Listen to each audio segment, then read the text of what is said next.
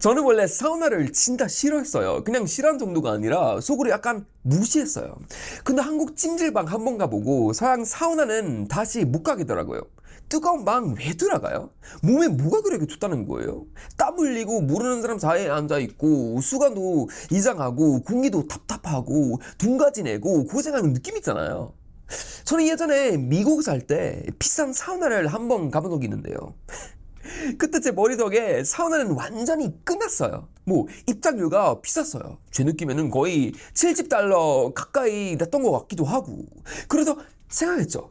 비싸면은 좋겠지. 미국이고 뭐 나름 고급 시설이라고 하니까 최소한 깨끗하겠지. 근데 들어가자마자 제가 느낀 건 이래서 내가 사우나를 싫어하는 거구나. 냄새가 났고 바닥도 찝찝하고 시설도 오래됐고 직원도 영혼이 없었고 뭘 어떻게 해야 하는지도 아무도 설명 안 해줬어요. 수건도 제대로 안 챙겨주고 사람들은 다 진짜 보이고 분위기는 변한 게 아니라 이상하게 불편했어요. 비싼 돈 내고 들어갔는데 제 느낌은 딱 하나였어요. 내가 왜 여기서 벌을 받고 있지? 근데 한국에서 그 생각이 완전히 깨졌어요. 2018년쯤이었을 거예요. 제가 한국 산지 한 1년 정도 됐을 때 친구가 갑자기 저한테 말해가지고 야 헨리야 우리 숲속 한방랜드 가자. 저는 처음에는 이름도 듣고도 의심했어요. 숲속 한방랜드 뭐가 그렇게 다 들어가 있어요. 한국은 가끔 이름도 풀옵션이 있네요. 그냥 사우나라고 하면 되나 싶었죠. 솔직히 가기 전부터 마음속으로 싫었어요. 야, 또 뜨겁고 또 답답하고 또 냄새나고 또 이상한 경험 하겠구먼. 근데 입구에 들어가자마자 느낌이 달랐어요. 진짜 미묘하고 작은 차이인데 그게 사람 마음을 바로 바뀌어요. 일하시는 아주머니가 너무 환하게 맞으셨어요. 차갑게 카드 찍고 끝 이런 느낌이 아니었어요. 라코 필요하시죠? 처음 오셨어요? 여기로 들어가시면 돼요. 그냥 몇 마디였는데 저는 그때 이미 조금 긴장이 풀렸어요. 미국에서 느꼈던 그 버려진 느낌, 돈만 받고 알아서 살아남으라는 그런 느낌이 거기는 없었어요. 그리고 남탕에 들어갔는데요. 제가 진짜 놀랐어요. 깨끗했어요. 그냥 한국식으로 말하는 깨끗하네요.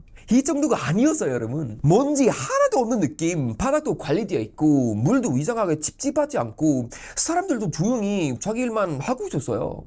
이게 되게 중요한 거예요. 목욕탕이나 사우나는 시설만 좋다고 되는 게 아니에요. 사람들이 어떻게 행동하는지, 공간을 어떻게 중정하는지, 직원들이 얼마나 관리하는지 그 모든 게 합쳐야 몸이 쉬는 공간이 돼요. 서양에서 제가 느꼈던 사우나는 몸을 쉬게 하는 공간이 아니라 그냥 낡은 방에 갇혀있는 느낌이었어요. 근데 한국은 달랐어요. 탕 온도도 딱 좋았고 사우나 안에 들어갔을 때는 나무 벤치에 이상하게 오래되고 찐득한 느낌이 아니라 새 나무 같은 느낌이었어요. 앉는 순간 여기는 관리하는 거구나. 냄새도 달랐어요. 그 칡칡한 오래된 냄새가 아니라 따뜻하고 조용하고 좀 안정되는 냄새였어요. 저는 그때 처음으로 사우나라는 걸 즐겼어요. 진짜 인정하기 싫었는데 속으로 이렇게 생각했었거든요. 여기는 좋네. 근데 여기서 끝났으면 그냥 깨끗한 목욕탕 경험이었을 거예요. 진짜 충격은 여러분 위로 올라가고 나서였어요. 친구랑 다시 만나서 찜질방 공간으로 올라갔는데 저는 거기서 말이 없어졌어요. 한국 사람들은 너무 익숙해서 그냥 그러려니 하고 넘어가는 거잖아. 근데 외국인 입장에서는 그게 말이 안 되는 공간이에요. 목욕하고 나오는데 끝이 아니에요. 편하게 입는 옷을 입고 넓은 공간에 앉고 누워도 되고 친구랑 이야기도 해도 되고 간식도 먹을 수 있고 게임할 수 있고 잠깐 쉬어도 되고 그냥 하루를 보내도 돼요. 이게 무슨 시스템이에요? 서양에서는 보통 돈을 내면은 한 가지를 줘요. 뭐 사우나면 사우나, 헬스장이면은 헬스장, 카페면 카페, 휴식 공간이면은 또 따로 돈. 근데 한국 찜질방은 그걸 한 건물 안에 너무 자연스럽게 적어놨어요. 그리고 웃긴 건 그거 막 고급스러운 척을 안 해요. 그냥 있어요. 당연한 듯이 있어요. 그게 더 무서운 거예요. 한국 사람들은 이상해요. 세계 최고 수준의 편리함을 만들어 놓고 그걸 너무 당연하게 생각해요. 저는 매트 같은 걸 바닥에 깔고 앉아서 친구랑 이야기했는데 계속 주변을 이렇게 보고 있었어요. 여기서 음식을 판다고요?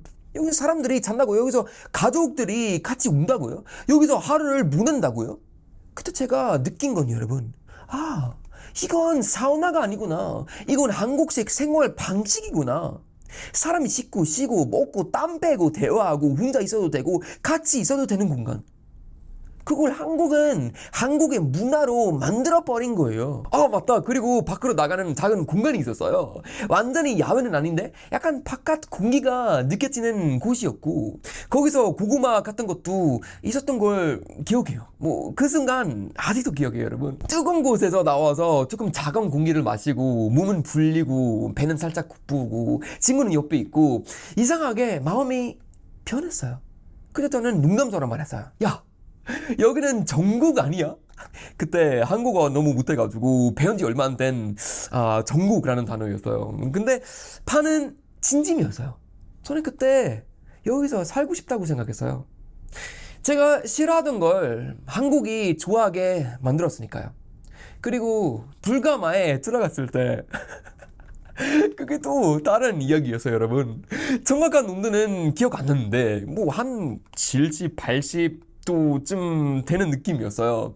문 열고 들어가는 순간 몸이 바로 말했어요. 야, 여기는 5분이야, 5분. 근데 이상하게 사람들이 앉아 있었어요. 조용히 앉아서 땀을 흘리고 있었어요. 누가 봐도 힘든데 또 다들 평화로워요. 저도 앉았어요. 처음에는 버티는 느낌이었고 곧 나가고 싶었어요. 근데 조금 지나니까 몸 안에 있던 피로가 조금씩 풀리는 느낌이 들었어요. 제가 그때 근육통도 조금 있었는데 밖으로 나오고 나니까 진짜 몸이 가벼워졌어요. 그 순간 저는 거의 배신당한 기분이었어요.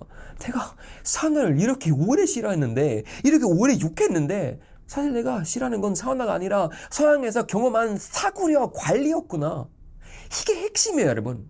한국 찜질방을 알고 나면은 서양 목욕탕이나 사우나를 다시 가기 힘든 이유는 단순히 한국이 더 크고 더 싸고 더 재밌어서가 아니에요. 진짜 이유는 여러분, 한국은 휴식도 시스템으로 만들어요.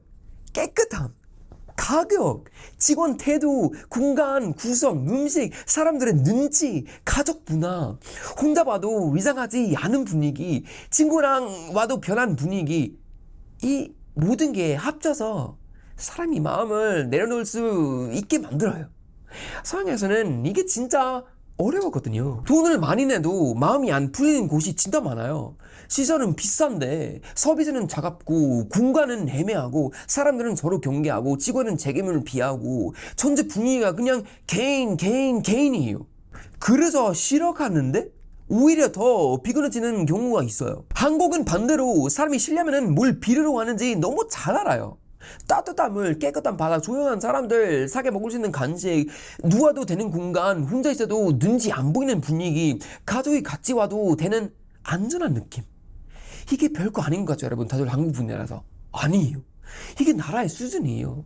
한 나라가 얼마나 사람을 편하게 쉬게 해줄 수 있는지 그게 생각보다 굉장히 큰 문제예요. 한국 사람들은 자꾸 이런 걸 너무 작게 봐요. 찜질방? 헨리야, 무슨 말이야? 그냥 찜질방이지. PC방? 그냥 PC방 있잖아. 아, 카페? 야, 헨리 너 국보 영상 밖에 안 찍어. 그냥 카페잖아. 편의점? 그냥 편의점이지. 근데 저는 그 말을 들을 때마다 속으로 조금 답답해요. 답답. 그냥 아니에요, 여러분. 해외에서 살아보면은 알아요. 한국에서 그냥이라고 부르는 것들이 다른 나라에서는 돈을 더 내도 잘 안 되는 경우가 진짜 많거든요. 한국 사람들은 비교 대상이 없어서 자기 나라가 뭘 잘하는지 모르는 경우가 진짜 많아요. 그리고 더 웃긴 건 여러분, 해외를 멋있게 생각하는 사람들일수록 한국의 장점을 더 쉽게 무시해요. 마치 한국에 있는 건 다 중스럽다, 서양에 있는 건 다 세련된 것처럼 생각해요. 저는 그 환상을 솔직히 말해서 진짜 이해해요. 저도 서양에서 왔으니까요, 여러분. 근데 제가 살아본 서양은 그렇게 영화처럼 세련되지 않았어요. 비싼데 불편한 것도 많고, 자유로운데 외로운 것도 많고, 깨끗한 척 하는데 관리 안 되는 것도 많고, 고급이라고 부르는데 기분 안 되는 것도 많았었거든요. 한국 찜질방은 그런 환장을 아주 조용하게 부셔요. 말로 안 해요. 그냥 몸으로 느끼게 해요. 씻고 나오고 따뜻한 방에 앉고 시계 하나 마시고 계란 하나 먹고 바닥에 누워있을 때는 갑자기 알게 되는 거예요. 아, 사람이 쉬는 게 이런 거구나. 사우나도 그랬고 카페도 그랬고 PC방도 그랬고 식당도 그랬고 밤에 길 거는 것도 그랬어요. 한국은 어떤 평범한 일상들을 너무 높은 수준으로 만들었는데 툭딱 한국 사람들은 그거 너무 쉽게 깎아내려요. 물론 한국도 문제 많죠. 찜질방도 다 완벽하지는 않을 거예요. 시설 오래된 것도 있을 거고 사람 많은 날에도 정신 없을 수도 있고 어떤 곳은 관리가 별로일 수도 있죠.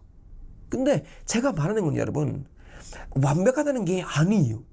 기준이 다르다는 거예요. 한국에서는 사람들이 이미 높은 기준에 익숙해져 있어요. 그래서 조금만 불편해도 불편한 거예요. 서양에서는 그 높은 기준 자체가 존재하지 않은 곳이 진짜 많거든요. 이 차이를 모르면 한국의 장점을 절대 제대로 못 봐요. 저한테 숲속 한방랜드는 그냥 한 번 간 찜질방이 아니었어요. 제가 가지고 있던 서양식 기준이 한국에서 무너진 순간이었어요. 나는 사우나를 싫어하는 사람이 아니라 나쁜 사우나를 싫어하는 사람이었구나. 나는 뜨거운 물이 싫어하는 게 아니라 돈 내고도 대충 관리되는 공간이 싫었던 거구나. 나는 사람 많은 공간이 싫어하는 게 아니라 서로 눈치 없이 행동하는 공간이 싫었던 거구나. 한국은 그걸 바뀌었어요. 그래서 저는 누가 찜질방이 뭐가 그렇게 특별하냐고 하면은 조금 답답해져요. 그 말은 한국 사람이라서 할 수 있는 말이에요. 어릴 때부터 그 수준을 보고 살아면은 그게 당연해 보이니까요. 근데 밖에서 온 사람한테는 그게 당연하지 않아요. 여러분 오해하지 마세요. 한국 찜질방은 단순히 땀 빼는 곳이 아니에요. 한국의 일상을 어떻게 설계되는지 보여주는 곳이에요. 깨끗해야 하고 싸야 하고 편해야 하고 혼자 와도 되고 친구랑 와도 되고 가족이 와도 되고 사람들이 서로를 손을 지켜야 하고 직원도 공간을 책임져야 하고 전체 분위기가 사람을 밀어내면 안 돼요. 이걸 다 만족시키는 공간은 생각보다 드물어요.